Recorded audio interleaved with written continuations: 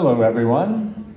Good to see you. Thank you for being here at the Church of Jesus the Good Shepherd. This is our third of three classes, all about learning more and more about the church in and of herself as was founded by Jesus Christ, but also the church as is lived by us, we sinful human beings. And so it's been very interesting to already look at the first 1,000 all the way up to actually 1,500 years worth of history. We have another 500 to go.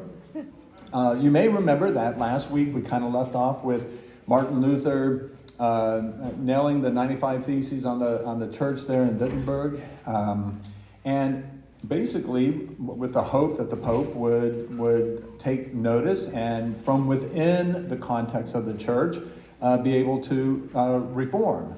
There was definitely need of reform. We're going to talk about the Council of Trent, some of the great saints who helped to reform the church from within the church. And at no point were any of the doctrines, the dogmas, etc., like that changed as a result of this. The practice, so many of the things that were being done by people, by popes, by priests, by so many different people were indeed in need of reform. So that kind of gets us to where we are today. I am going to leave it with that because I have more to say at the end, kind of to wrap everything up. So I hope you all have enjoyed Dr. Cheryl White and her presentation style, and let's have her come back for number 3. Thank you.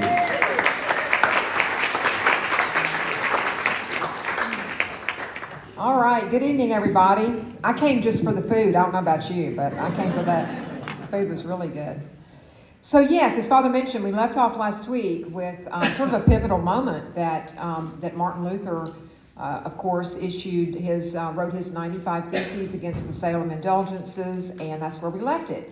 Is that, remember, he dedicated it to Pope Leo X. He just knew that if the Pope knew that these practices were going on, that he would do something to stop it. And when the Pope didn't react and didn't respond, that's sort of where we're going to pick up this evening. I'm not going to spend a lot of time talking about or walking us through all of Luther's treatises and the things that he wrote, or the massacre of the peasants in Germany that he's probably responsible for. That sounds like an interesting story, doesn't it? I don't want to talk about all of that because I don't want to give a lot of attention to it. But I do want to spend a little bit of time talking about what became of Luther's movement, because I think that's where the lesson is in that Christ is the spirit of unity, always. And when there is something that is divisive at work, a spirit in the church that is divisive, we can know that's not of Christ. So when you see what begins to happen to Luther's movement, I think it begins to have more, maybe something we can even apply to some situations within our world today. So I want to begin, as I said, by talking about Luther. But before I do that, how many of you, I have to sort of dispel something. How many of you have sort of always heard that it was the printing press that spread the Protestant movement? Have you ever heard that? A lot of people have. And I always like to begin sort of with this to put this in some context, because the Protestant movement is not the first intellectual movement to benefit from the printing press. That comes much later. You have to remember that when Luther and Calvin and Butcher and Zwingli and others like them, when they are writing, they are doing so in an age that, yes, the printing press has been around, by the time of Calvin, been around almost a century. But people are not yet literate. We don't see an increase in literacy rates in Europe until the 18th century. So it is the Enlightenment, actually, that is the first intellectual movement that benefits from the printed word. It is not the Protestant movement. And why is that important? Because people are hearing the message of this movement how? By mouth. It's being preached in pulpits, in churches. It's being spread throughout communities by word. They are not reading it. We don't have a literate reading. If we thought that everybody in the 16th century was reading the church fathers just because the printing press was around, we might not have had a Protestant movement. Okay? So I think that's always really helpful to point out that if people were reading, they might have been reading history and might have seen some of the lack of logic to this. All right, so I want to put this on a timeline for you. Just to so you can see how kind of rapidly things do deteriorate for Luther. Can everybody see that okay? This was made for a much bigger screen. Everybody see that okay? Kind of? All right. So we talked about the 95 Theses of 1517, that sort of shot across the bow.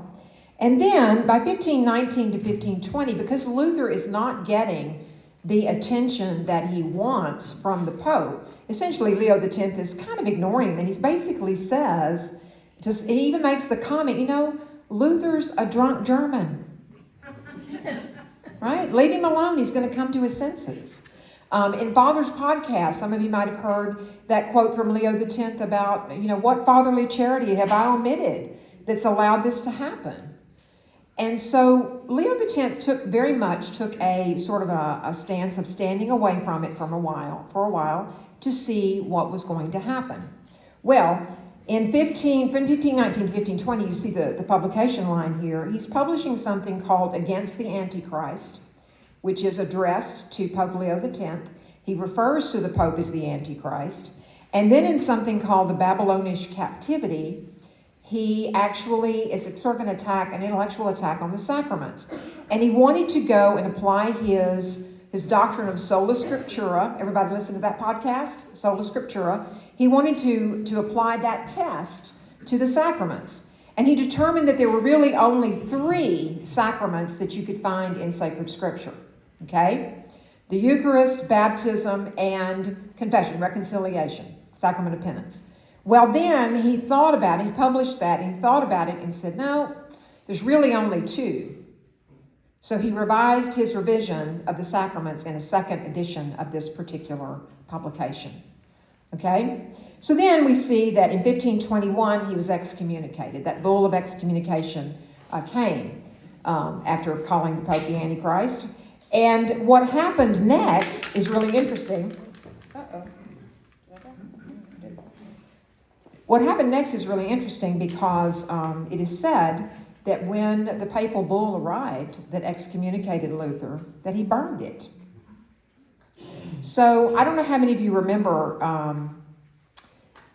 2017, of course, was the 500th anniversary of the Protestant movement, right? The 500th anniversary, October 31st, that day, many Protestant churches celebrated as a major event. It was a major celebration for them. And I remember vividly being invited to speak at a public event, and it was supposed to be, it was an interdenominational group, and I was asked to be the speaker. It was not just the Lutheran Church, although the Lutheran Church sponsored it.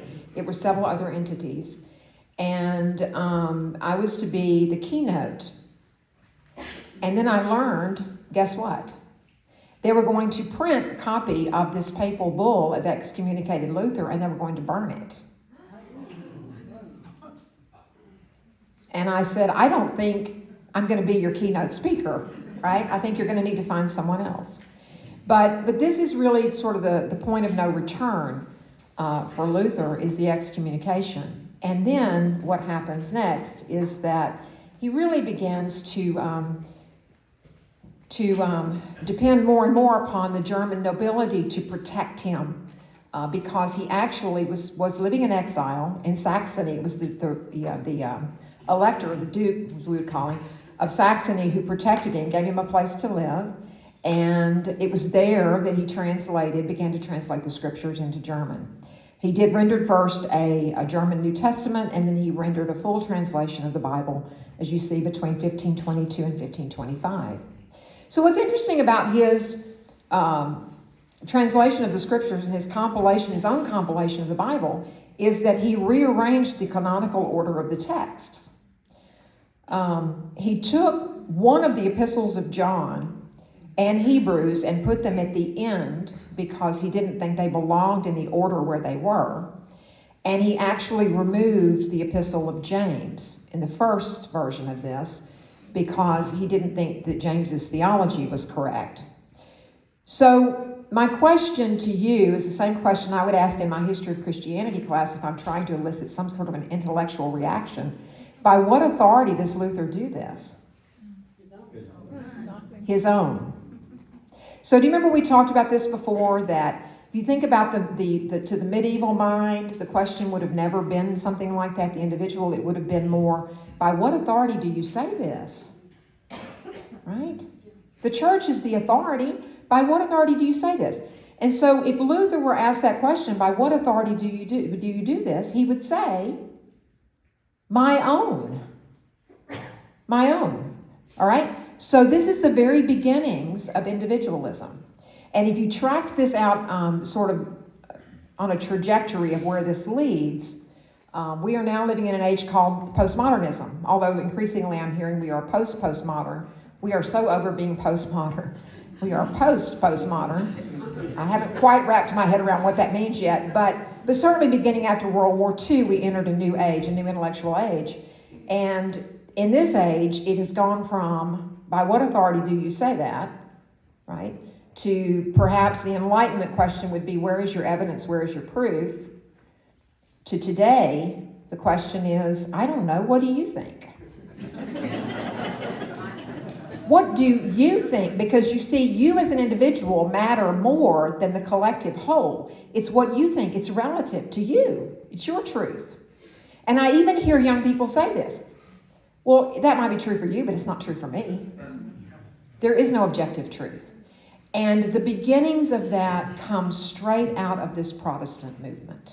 Okay? It really does. Come straight out of this movement. All right. So let's talk a little bit about something that's in your resource guide that I actually gave you. I don't remember the page number now, but there you go. Something that's called it's the Marburg Colloquy, or the Marburg Meeting. Colloquy is a meeting that took place between a man named Ulrich Zwingli, who was a follower of Luther's. He's actually, I guess, a disciple of Luther's, and Martin Luther. In 1529, because the two men, shockingly, had a disagreement about how they interpreted Holy Scripture. Shocking, isn't it? Luther read, Zwingli, I mentioned he was his follower. They read the same text, the same story, the same way, the institution of the Eucharist, that led Luther to affirm that he believed in the real presence of Christ in the Eucharist. As long as there is a communion going on, Christ is present. Now, when Christ is put in the tabernacle, he's no longer there, according to Luther, okay? He's no longer there. I don't know where he goes, but anyway, he's not there. Zwingli mocked this by saying, well, I believe in something called the real absence of Christ. And because the Eucharist, Zwingli said, is only a commemoration, it's only a symbol, there's only really a reason to do it maybe once a year. Okay? So some of the German princes, sensing that there would be a splintering in Luther's movement because of this, called the two men together, because what they knew was going to happen is these two great intellectuals were going to get in the same room and they were going to agree. And what happened that day, I wish we had video then, what happened that day is it nearly came to blows between these two men. And Luther got so angered by this mocking of the real presence that it is said that he wrote into the table, "This is my body," right? And Zwingli just laughed hysterically, thought it was so funny. Are these two men going to remain in the same movement? This is the first splinter that happens in Lutheranism. And why? Because you have very different interpretations of sacred scripture. You have very different interpretations of doctrine, theological doctrine of the Eucharist. You've got such irreconcilable views that the movement splinters. There's no supreme teaching authority, is there? Except who? The individual. It's the individual. Okay. So this is what happens next. This is just a little, and this is not intended to be a multi-generational chart because I don't have room on a slide to put it all. This is just what we're going to call mainstream Protestantism. Mainstream Protestants include Lutherans, Presbyterians, the Church of England or Anglicanism, it's the Episcopal Church in the United States, and the Methodists who come out of the Church of England. Those are mainstream Protestants.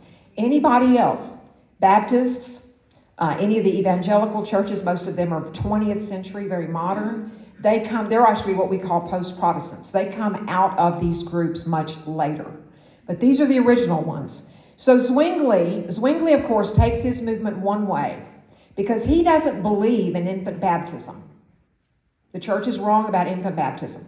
So he takes his movement one way, and he begins a practice of rebaptizing. That's what the word Anabaptist means. Anybody who was baptized as an infant must be rebaptized as an adult. Anabaptist, okay? Now that group were so persecuted in the Holy Roman Empire that most of them migrated to the New World. Today, they are the Amish, primarily the Amish and the Mennonites, comes out of this movement. Because you see what happened with the Anabaptist is there was a disagreement about discipline, and so those two groups split. One of them following a man named Menno Simons, who became the Mennonites, and one of them following a man named Jacob Haman, who became the Amish. Do you see where this goes?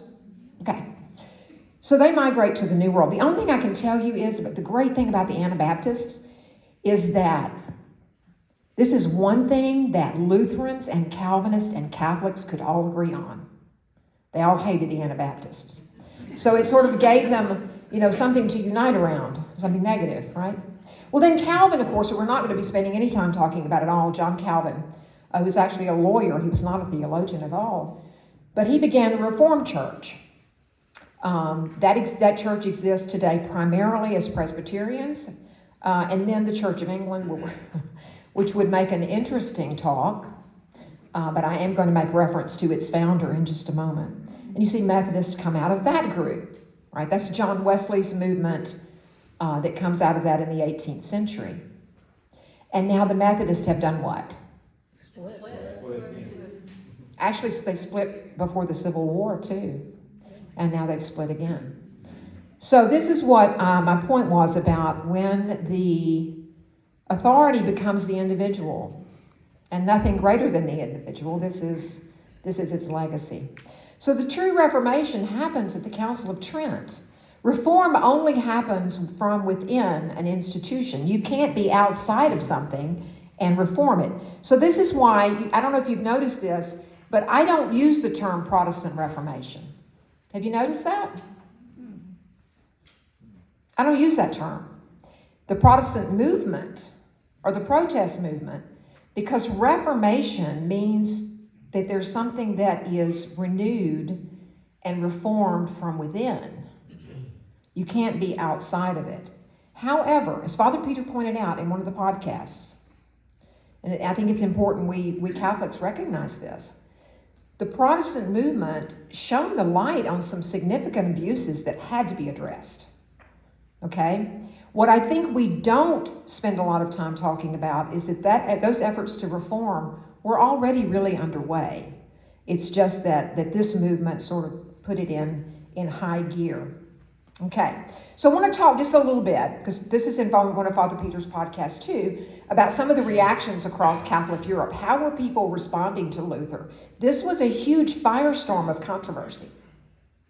So how was Catholic Europe responding? So look at those guys right there. Oh my gosh.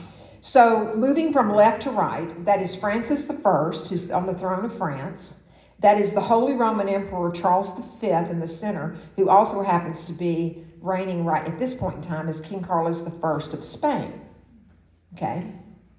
We call that the Habsburg ring, right? He's Holy Roman Emperor and he's King of Spain for this point in time. And everybody recognize the guy on the end? Everybody universally recognizes him. These were the men who were the reigning monarchs in Europe at the time of Luther's protest. And so it's interesting to look just real briefly at some of their reactions. For instance, King Francis I of France, was very ambivalent in the beginning about Luther's movement. He thought it was kind of curious. It was interesting. We probably need to do something about some of these abuses. And he was probably, I think, a little bit excited about the agitation or the problem that Protestants pose. Since remember, the Protestant movement begins in Germany. Do y'all remember that? There's a reason for that. It's politically fractured. There's no sense of national unity there. It's the perfect place for a divisive movement to take hold and grow. So Francis, who's living in a very consolidated sovereign nation, is probably excited about the fact that his frenemy, Charles V, is having so much problem with these Protestants. So I think he was a little interested in that. But Francis was also a Renaissance king. He was a humanist. He was interested in this intellectually. So he read Luther and was, as I said, mildly curious about it. So he tolerated it in the beginning. But then something happens called the Day of the Placards. The Day of the Placards. He could not imagine, by the way, no one could imagine a divided church.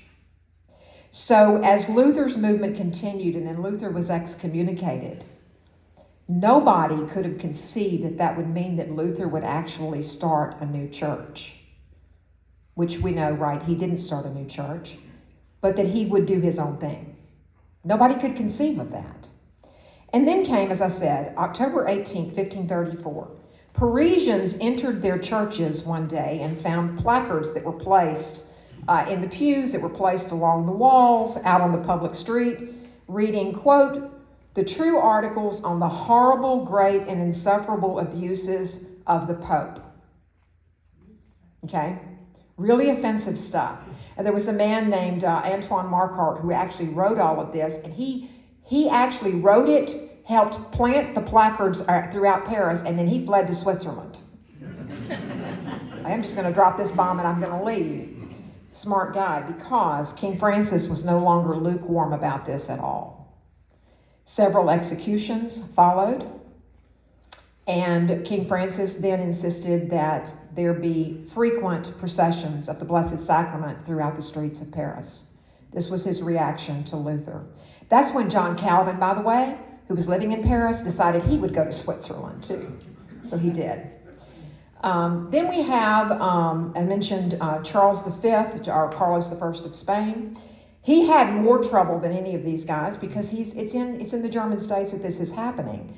And he actually, we think, was inclined toward toleration because he needed their support. He needed the support of the Protestant princes, primarily because there's a threat looming in the Mediterranean. How many of you know that the Turks came in 1526 and got as far as Vienna? Yeah.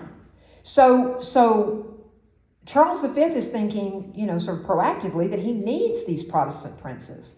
So he tries to tolerate them. And then we have, of course, Henry VIII. There's an interesting reaction to Luther that comes out of England, and you will not miss the irony of this. There's actually a man named St. Thomas More, who was Lord Chancellor to King Henry VIII, and he wrote a beautiful response to Luther. And also, as Lord Chancellor of England, he ordered the seizure of all Luther's materials, all Luther's books, any treatise he had ever written. And the people were under pain of death if you didn't surrender these things, if you owned them and you didn't surrender them. And then he had a public burning of them at St. Paul's Cross in London, very public event. And then this king, Henry VIII, who penned what is arguably still, to this day, the best written, most logically argued, point-by-point refutation of Luther's theology than anything ever written, was this king, Henry VIII. In 1521, he wrote something called In Defense of the Seven Sacraments. I've seen it. It's in the Vatican Secret Archives. You can still get a seal on it. It's a beautiful document. Well, that's 1521. So it earns Henry VIII the title of Fidei Defensor, Defender of the Faith. It's a title that the English monarchs still have today, even though they were supposed to give it back after they did their own thing, right? They split with Rome. But anyway, it earned him that title from a very grateful Pope Leo X, who found this quite beautiful. And then his correspondence with Luther. Now you knew I was going to mention some letters tonight, right? Because that's where all the good stuff is. So in this correspondence that exists still between Luther and Henry VIII, Henry VIII addresses him and calls him, quote, the vilest of heretics. That's how he opens his letter, to the vilest of heretics. Luther responded with a letter that it was addressed to, quote, the dreadful King Heinz, by God's disgrace, now King of England. Okay? Luther wrote a tract defending divorce, and Henry wrote a letter reminding Luther that what God had joined together, let no man put asunder. Oops. What a difference a few years would make for Henry, huh? Henry's change of heart on marriage that came a few years later actually complicated the calling of the Council of Trent, because in 1527, when Henry VIII was seeking an annulment from Pope Clement VII, oh, I didn't tell you this, there's a family connection. Charles V, the Holy Roman Emperor, is the nephew of Henry VIII's wife, Catherine. So Charles V surrounded the Vatican with troops in 1527. That actually delays the calling of a council, because you got an English king seeking an annulment and the Queen's nephew saying, that's okay, I'm going to take care of this for you. Right? No annulment was forthcoming, as a matter of fact. So when you look at this complex European environment, what you begin to see is there's lots of reasons why the council didn't come together before it did, before 1545. Luther's movement was clearly seen by most of Europe as something very dangerous and destabilizing, though everybody was a little bit worried about it, from a purely secular point of view. Again, though, it was a wake-up call in many ways. Importantly, going on at the same time, there is a new zeal in the church, a new zeal apparent in the church, like with people like this guy, right? St. Ignatius of Loyola, who began the Society of Jesus in 1540. Okay, so put that kind of in that timeline. Trent is called in 1545, but he began it in 1540. Actually was recognized in 1540, began it in 1534. Small group who sought recognition as an order. And of course, this group, the Society of Jesus, the Jesuits, were very dedicated to a defense of the church, a defense of the papacy. So when Pope Paul III recognized the order in 1540, he limited their number to 60. He kind of wanted to see what they were quite zealous, you know? Well, I don't want to say he was suspicious, but he put a limit on their number, so there should be no more than 60. But we forever, historians anyway, forever associate the Jesuits with the Council of Trent, because they showed up as some of the most articulate and eloquent theologians that were present, that were able to argue against Protestantism. So that's when the order was allowed to expand. Pope Julius III actually removed that cap on their number and allowed them to expand. So they have a remarkable history, don't they? 3 really objectives of this order was to reform the church through education. Always education has been their central focus. The first schools they've established by the mid-16th century. Education they saw as a key to keeping the church on a reform track. The second is, of course, to spread the gospel to new lands. We know, probably I can all think of some famous Jesuit saints who did that, to spread the gospel to the New World, and then to defend the church against Protestantism. Okay? So one of the jokes I've often heard is that the Jesuits can't be that effective, right? Because there's still Protestants in the world. I've heard that before. This guy, Pope Paul III, is the one actually who calls the council. He's determined to get a council underway. He appointed a commission to examine the state of the church. This came out right before the council met in 1545. The commission's report is called Concerning the Reform of the Church, was very pointed. It said that popes and cardinals had become too worldly. I wonder why they left out bishops. Bribery to gain church office was widespread. Monasteries have lost their discipline, and the selling of indulgences is rampant. Okay? Now, interestingly, Protestant groups obtained a copy of this commission's report, and then they published it widely as evidence of just how corrupt the church was. So after a series of these political delays and being turned down in a few different cities of Europe for the holding of a general council, the first session opened in Trent, northern Italy, in 1545, with these words from the Bull of Injunction by Pope Paul III. That's actually, I printed the entire bull. That's your homework. Go read the whole thing. The whole bull I printed there in your resource guide, which is really, again, very beautifully written. So the council spans the pontificates of 3 popes. It's 18 years, technically in 3 periods of meeting. It is what we call the true Reformation. This is where it happened. The Catholic Reformation is how some people refer to it. The true Reformation of the Church, the 19th Ecumenical Council.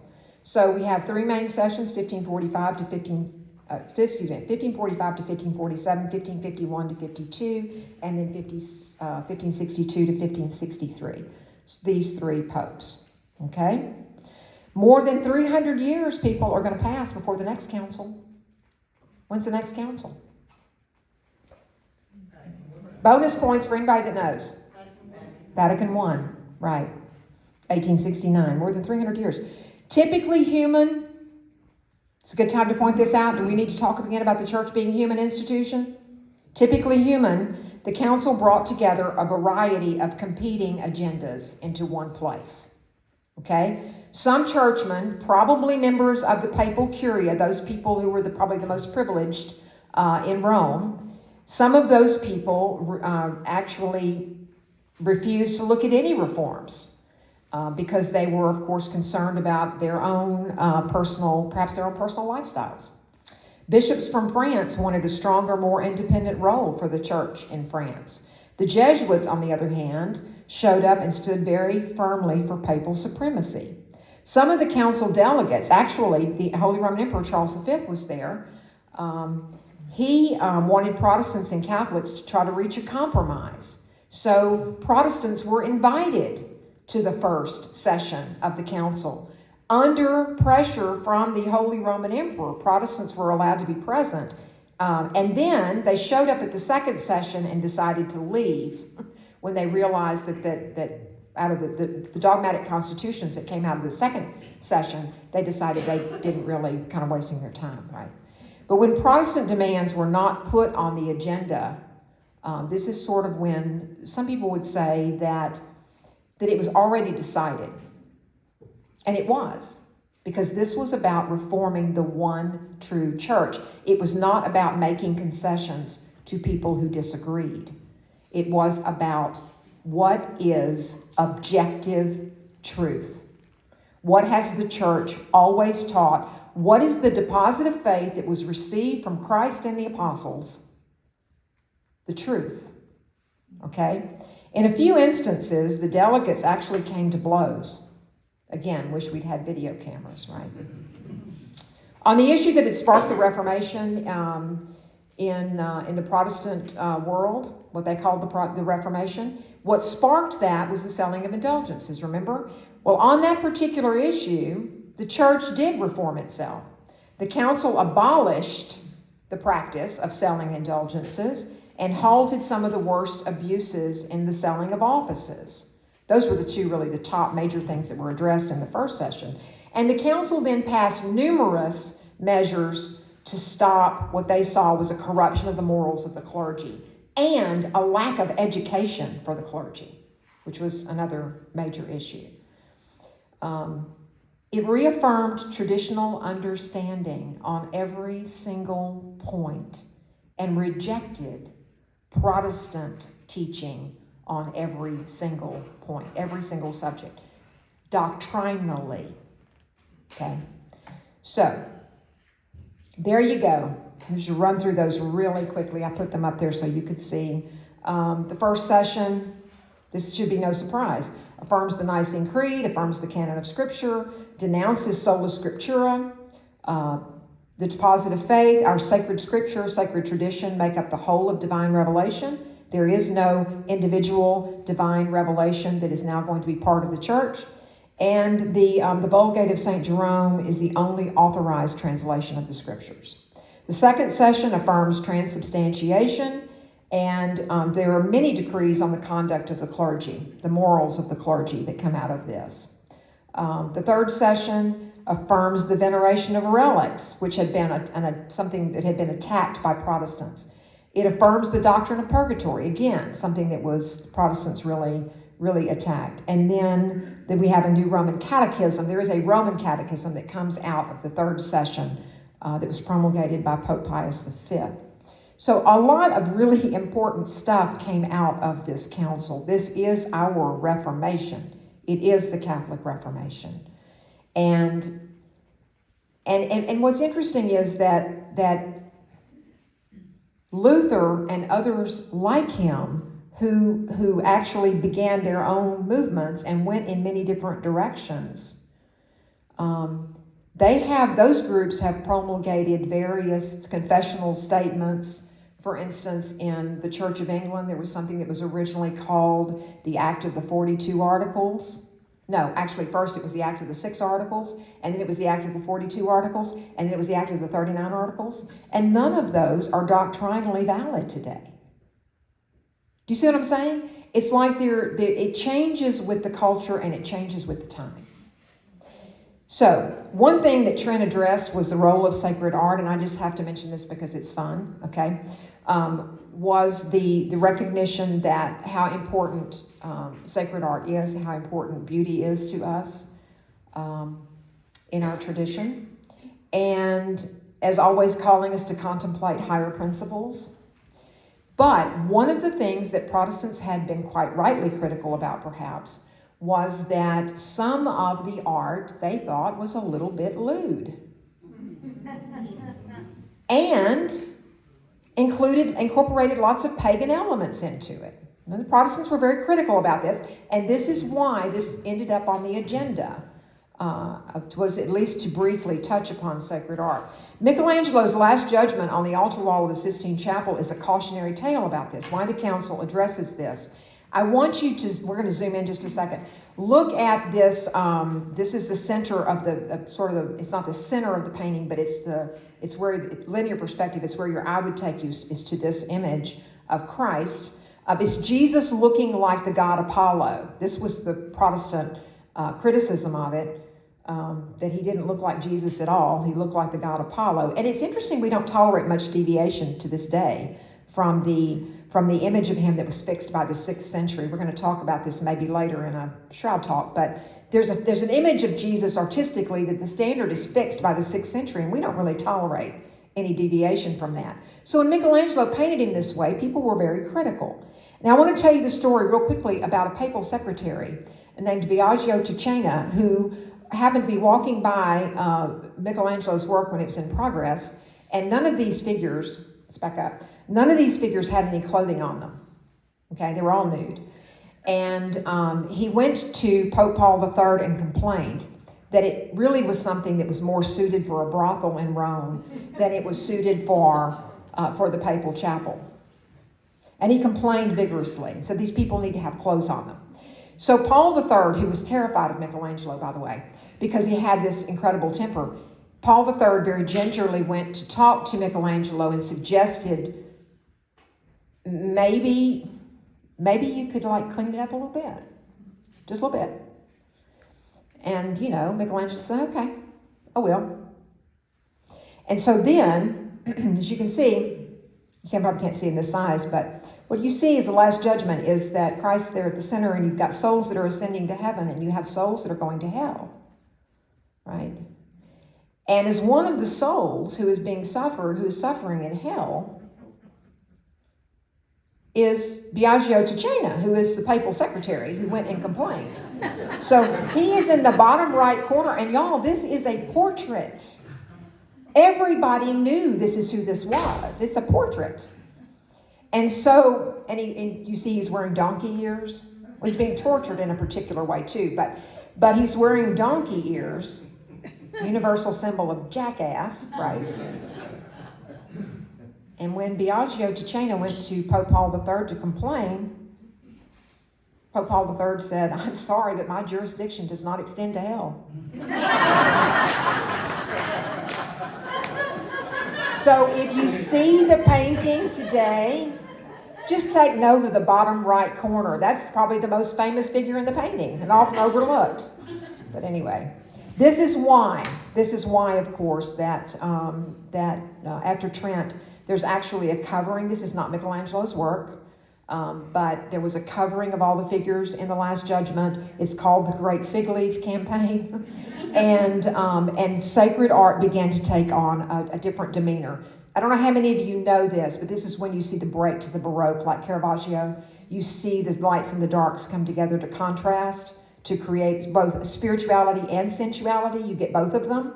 So this was a major theme that was addressed at Trent as well. And I had to tell you just because it's a great story.